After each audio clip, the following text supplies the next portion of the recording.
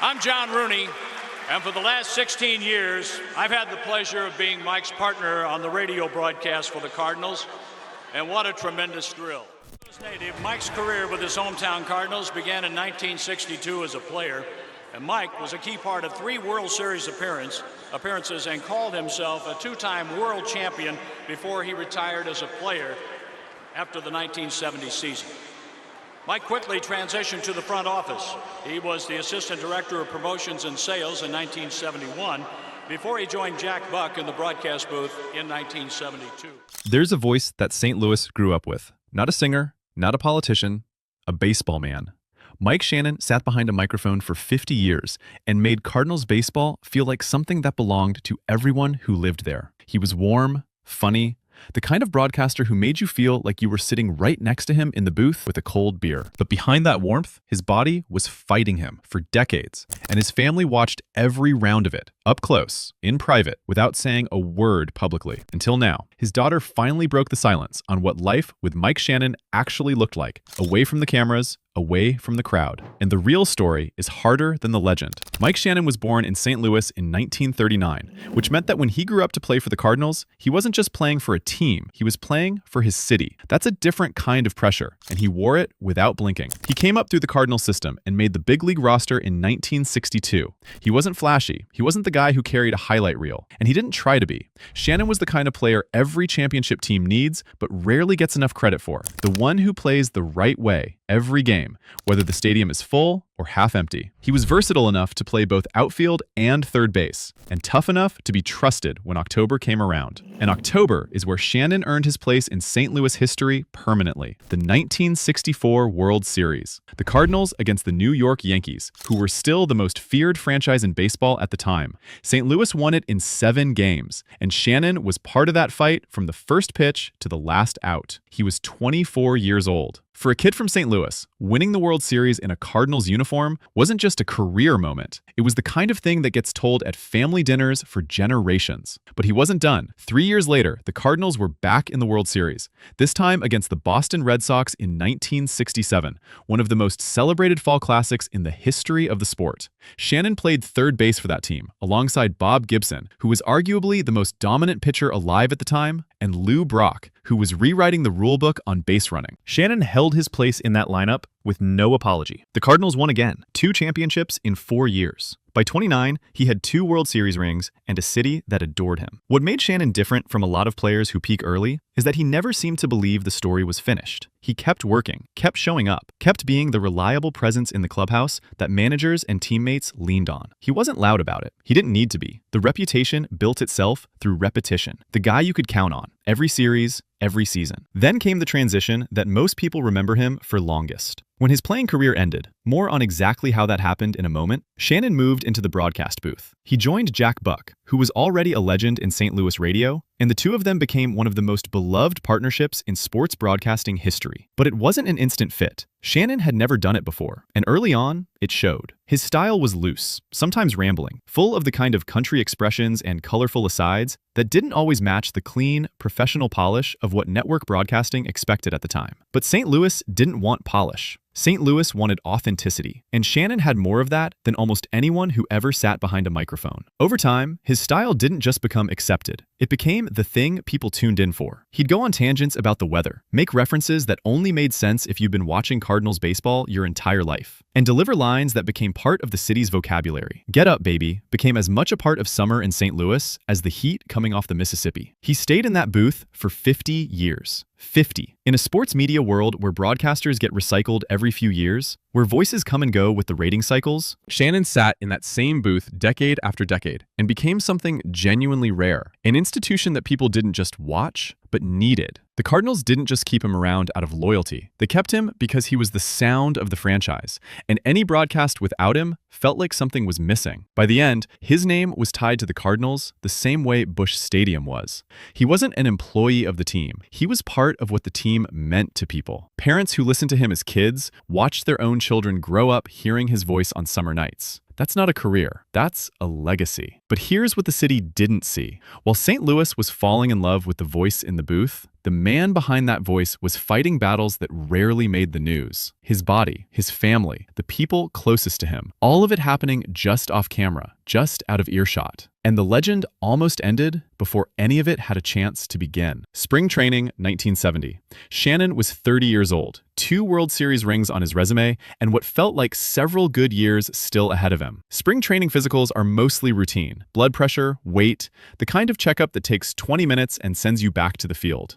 Nobody walks into one of those expecting their life to change. Shannon walked out of his with news that stopped everything. The diagnosis was glomerulonephritis. It's a kidney disease, and not a mild one. The kidneys stop filtering properly, toxins build up in the blood, and if it goes unchecked, the body starts failing from the inside. For a professional athlete whose livelihood depended entirely on his body performing at the highest level, the word came down like a verdict. Doctors told him the condition was serious enough that continuing to play baseball could genuinely kill him. Not could affect your performance, could kill him. He was 30 years old, and the sport he'd spent his entire life building toward had just become a physical danger. Think about what that moment actually felt like. Shannon had 2 championships. He was in his prime. He still had the reflexes, the instincts, the knowledge of the game that younger players spend years trying to develop. He was exactly the kind of veteran presence that teams fight to keep in a clubhouse. And now he was sitting across from a doctor, being told that the thing he was born to do could end his life. The medication they put him on made things worse before they made them better, in the most visible way imaginable. Jack Buck came to visit him in the hospital, and according to Buck's own account, he walked into that room and didn't recognize the man in the bed. The medication had caused Shannon's head to swell so severely that Buck later described it as looking like a basketball. Jack Buck knew Mike Shannon as well as almost anyone alive at that point. They'd been friends, colleagues, connected through the Cardinals for years, and he couldn't recognize him. That image stays with you, because what it tells you is that whatever the public picture of Mike Shannon was, the tough, dependable third baseman who won championships and never looked rattled, the man lying in that hospital bed looked nothing like it. The illness had made him unrecognizable to his closest friend. That gap between the public version and the private reality was never wider than it was in that hospital room. He did manage to play 55 more games in the 1970 season. 55 games, pushing through a body that was visibly suffering, because that's who he was. But it wasn't sustainable, and everyone around him knew it. The Cardinals knew it. His family knew it. Shannon probably knew it too, even if he wasn't ready to say it out loud. By the end of that season, the career was over. There was no ceremony, no farewell tour, no final game where the crowd stood and gave him the send-off he'd earned. The door just closed, quietly, without the dramatic punctuation that the career deserved. That's one of the harder parts of how it ended. Shannon never got the moment that great players are supposed to get. The stadium tribute, the speech at home plate, the chance to say goodbye on his own terms. The kidney disease took that from him, the same way it took the rest of his playing days. One morning, he was a Cardinals third baseman with years ahead of him, and then he wasn't. And the transition happened in a hospital room rather than on a baseball field. The 2 championship rings he'd won in 1964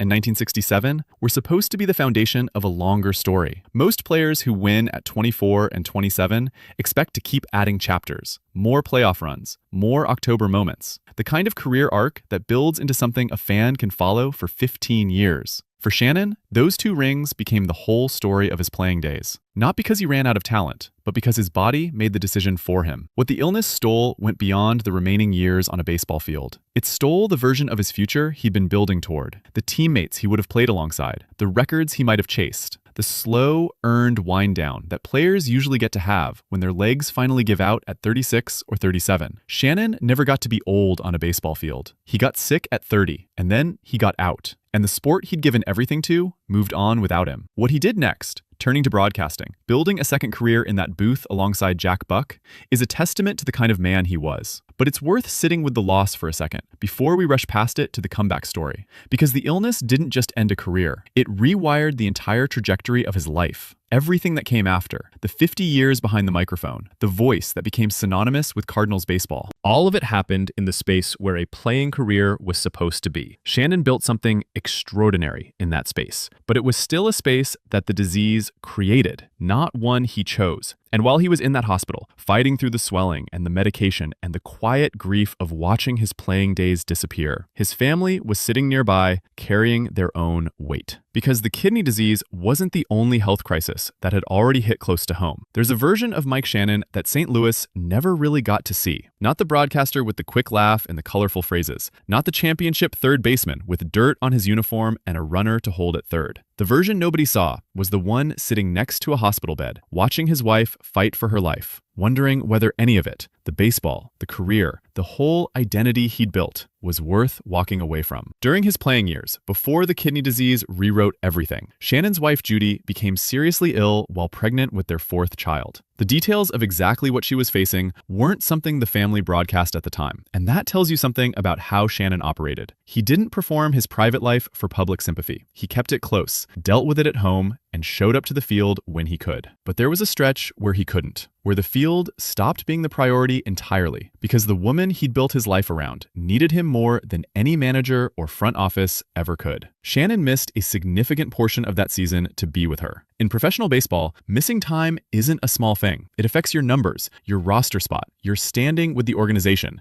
the momentum you've built across years of consistent performance. Players who disappear mid-season for personal reasons, even legitimate ones, come back to find that the game moved on without them. Shannon understood all of that, and he stayed anyway. He made the choice that most people say they'd make, but fewer actually do when the career is on the line. That choice tells you more about who Shannon was than either of the World Series rings. What he was weighing in that moment wasn't abstract. He'd grown up in St. Louis. He'd dreamed about wearing that Cardinals uniform. He'd spent his entire adult life becoming one of the players the franchise trusted in October. Stepping away from that, even briefly, had a cost he could feel in real terms. And he paid it without making a story out of it, without letting the press turn it into a narrative about sacrifice and loyalty. He just did it, quietly, the way he did most things. Judy survived. The pregnancy made it through. And the marriage that had started before Shannon was a household name in St. Louis went on to last nearly 50 years. By any measure, that's a life built together, not just alongside each other. The fear of that crisis period, the not knowing, the proximity to losing everything that mattered outside of baseball, never fully dissolved. It doesn't when you've come that close.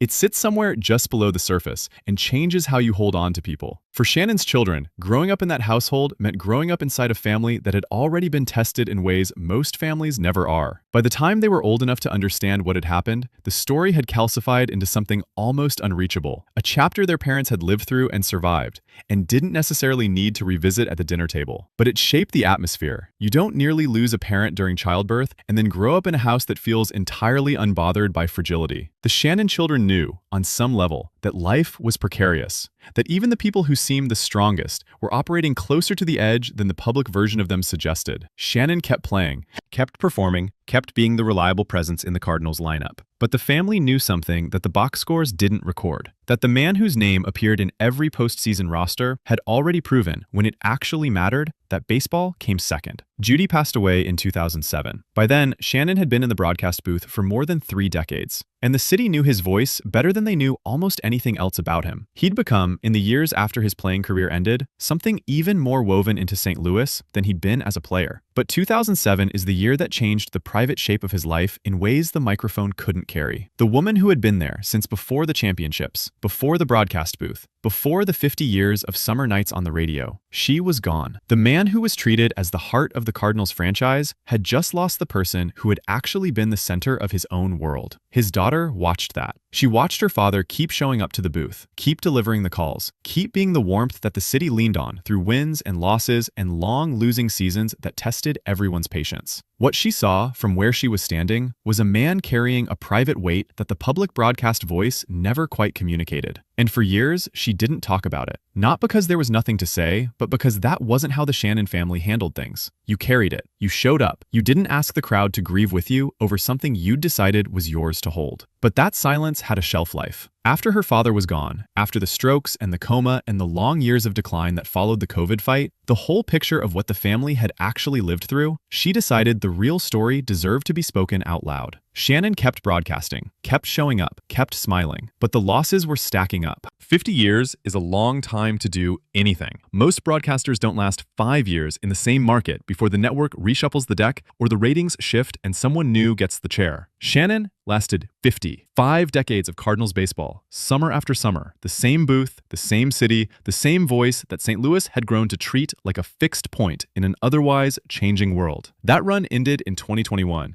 and while the official framing was retirement, the people closest to him knew the word didn't quite fit. His body made that decision. Shannon just had to live with it. To understand why the ending hit so hard, you have to understand what the final stretch actually looked like, because the public version and the private reality were running in completely different directions by then. October 2020. Shannon was 80 years old. He'd already spent more time managing his health than most people realize. The kidney disease from 1970 had left a permanent mark on the way his body operated, and the decades of broadcasting hadn't been physically easy the way sitting in a booth might sound from the outside. By 80, the accumulation of that history was visible to anyone paying close attention, but nothing in his history prepared the family for what October brought. He contracted COVID-19, and it hit him with a severity that reflected both his age and everything his body had already been through. Within days, he was in the hospital. Within a short time after that, doctors made the call to place him in a medically induced coma. 15 days. For 15 days, Mike Shannon,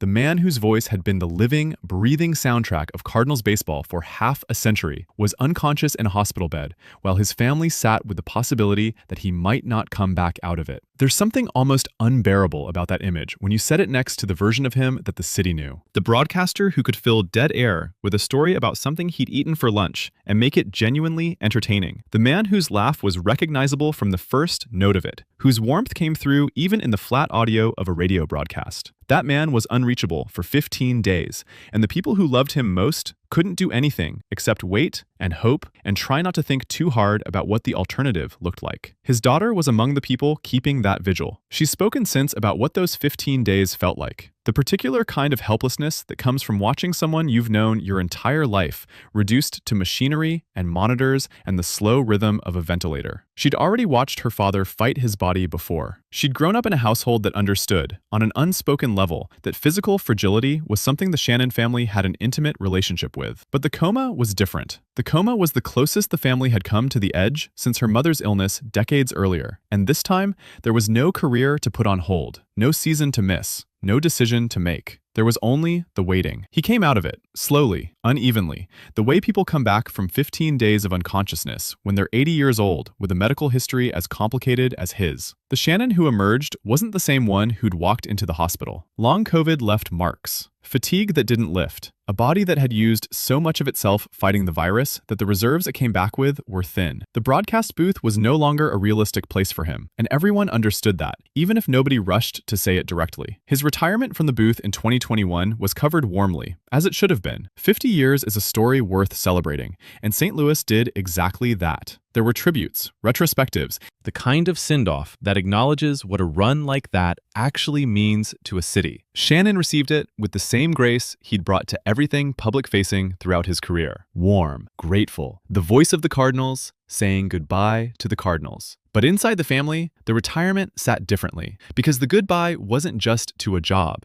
It was the acknowledgement that the long fight, the one that had started back in 1970 with a diagnosis that should have ended everything much earlier, was entering its final phase. Shannon had been managing the distance between who he was in public and what his body was actually doing in private for his entire adult life. The retirement made that distance visible for the first time, and there was no microphone to close it back up. The years between the coma and the end were quieter ones. Shannon stepped back from public life in a way that felt earned and correct. But the people who knew him understood that the quiet wasn't peace so much as exhaustion. A body that had been pushed through a career-ending kidney disease, through the grief of losing Judy in 2007, through 15 days in a medically induced coma at 80, doesn't recover fully from any of it. It keeps score. On April 29, 2023, Mike Shannon died at 83. The cause was a stroke. His family confirmed it, and St. Louis responded the way cities respond when they lose someone who had become part of the architecture of daily life. With genuine grief, with tributes that stretched across every Cardinals platform, with the particular kind of sorrow that comes from realizing a voice you'd taken for granted was gone for good. He'd survived the thing that was supposed to kill him at 30. He'd survived the coma at 80. And then, at 83, the body that had been fighting for more than 5 decades finally stopped. But his daughter had been carrying something for years, and after he was gone, she finally let it out. Her name is Shannon. Shannon, which is the kind of thing that only happens in families where the name means something big enough to carry forward. She's Mike's daughter, and she grew up inside the story we've been telling, not as an observer, not as someone who read about it later. She was there. She was in the house when her mother was fighting through the pregnancy crisis. She was old enough to understand, at least partially, what the kidney diagnosis meant for her father's future. She sat with the reality of a parent in a medically induced coma, while the rest of St. Louis went about its October without knowing how close the voice they loved had come to going silent permanently. For a long time, she said nothing publicly. That wasn't unusual for the Shannon family. They weren't people who processed grief in public, who turned private pain into something the audience could participate in. They held things close. They showed up. They let the work speak and kept the rest behind closed doors. But after her father left the world in April 2023, something shifted. The silence that had felt like protection started to feel like an incomplete accounting. Like the city that had spent 50 years loving Mike Shannon deserved to understand what loving Mike Shannon had actually required of the people around him. So she talked. What she said about the 1970 kidney diagnosis lands differently when you hear it from her perspective rather than the historical record. Because the historical record gives you the facts, the disease, the medication, the swelling, the end of the playing career. But it doesn't give you what it felt like to be a child in that family while all of it was happening. She described a fear that settled into the household and never entirely left. Not a dramatic, visible fear, the kind that becomes part of the air in a place. The kind where you learn, very young, that the people who seem the most indestructible are still made of the same breakable material as everyone else. Her father never talked about the diagnosis as a tragedy. That was deliberate. Shannon's approach to his own suffering, physical or otherwise, was to minimize it in front of the people who might worry, to give them the version that was easiest to carry, rather than the version that was truest. His daughter understood that about him, and she appreciated it, in the way that you appreciate a shelter when you're young. But as an adult, looking back, she also recognized what it cost him to maintain that performance. To be the man who was always fine, always smiling, always the warmth in the room, even when his body was doing things to him that warranted a very different response.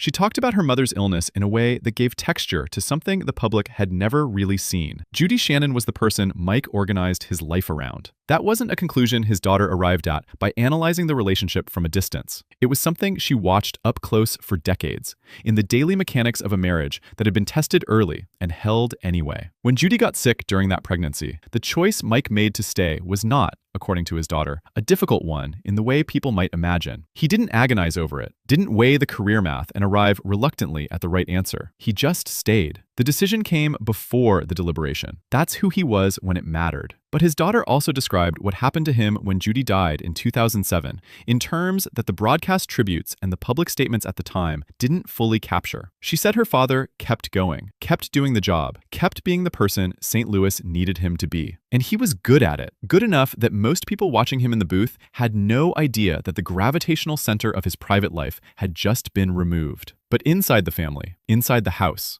the loss changed him in ways that were visible to anyone close enough to see clearly. He became quieter in certain registers. The laugh was still there, the warmth was still there, but there was a room in him that he closed after 2007 and didn't reopen. His daughter said that watching him manage that grief while still performing publicly, still showing up to the booth, still being the voice that a generation of Cardinals fans leaned on through losing seasons and late game collapses and the long, grinding work of being a fan, was one of the things she found hardest to witness. Not because he was doing it wrong, because he was doing it so completely right that nobody outside the family noticed the cost. The COVID coma is where her account becomes most raw. She's described what it felt like to walk into that hospital and see her father connected to the machinery that was breathing for him, not with clinical distance, but with the kind of honesty that comes from someone who has spent years deciding whether to say the thing out loud. She talked about standing there and trying to reconcile the man in that bed with every version of him she'd stored up over a lifetime. The player, the broadcaster, the husband who stayed when staying was the harder choice, the father who shielded his children from the weight of his own fear by carrying it alone. Those 15 days changed something in the family's understanding of the time they had left. Not in a dramatic, articulated way, but when someone you love comes back from the edge of something like that, you start counting differently. You stop assuming the next conversation will happen because there's always always another one coming. You sit with the ones in front of you in a way you might not have before. She said that the version of her father the broadcast booth gave the world was real. She wants that understood. He genuinely was warm. He genuinely did love Cardinals baseball, with the specific intensity of a man who had grown up in St. Louis dreaming about it. The catchphrases weren't a construction. The laugh wasn't performed. But there was a man behind all of it who had been carrying physical pain for more than 50 years, who had outlived the career he planned, the wife he built everything around, and a coma that had no business releasing him at 80. That man, the one who sat with all of that and still showed up, still delivered the calls, still made the city feel like the game belonged to them, that's the version she wants people to hold on to. The question she keeps circling back to isn't angry, it's quieter than that. She asks, simply, whether St. Louis ever really knew him. Not the broadcaster, not the champion, not the institution with 50 years of summer nights stacked behind his name. Whether they knew the man who sat in a hospital in 1970 and watched his playing career dissolve through a window he couldn't open. Whether they knew the husband who put the career on hold without a second thought when his wife needed him there. Whether they knew the father who absorbed the grief of 2007 and poured it nowhere visible, who emerged from a 15-day coma at 80 and still found a way to be grateful for the time that remained. She's not asking St. Louis to feel guilty for loving the version they had access to. She's not suggesting the public Mike Shannon was false. She's saying that the full picture, the one that includes the hospital rooms and the quiet after Judy died, and the vigil during the coma, and the years of physical endurance that nobody filmed, that picture is also part of what he was. And it might be the more honest tribute to sit with it, rather than edit it out in favor of a cleaner legend. Mike Shannon spent his career giving St. Louis a version of himself that felt like a gift. His daughter is offering the rest of it now, not to diminish what the city received, but to make sure the man who gave it gets counted whole. And maybe that's the point. The legend was built in public. The man was built in private. And the distance between those two things is the actual story of Mike Shannon's life, the one his daughter finally decided the world was ready to hear. Mike Shannon gave 50 years of his voice to a city that never fully understood what it cost him to keep showing up. The kidney disease, the grief of losing Judy, 15 days in a coma, and finally, a stroke at 83. His body kept the real ledger, and his daughter is the one who opened it. She didn't break her silence to rewrite the legend. She broke it to complete it. If stories like this are the ones you want, subscribe and share this with someone who needs to hear it.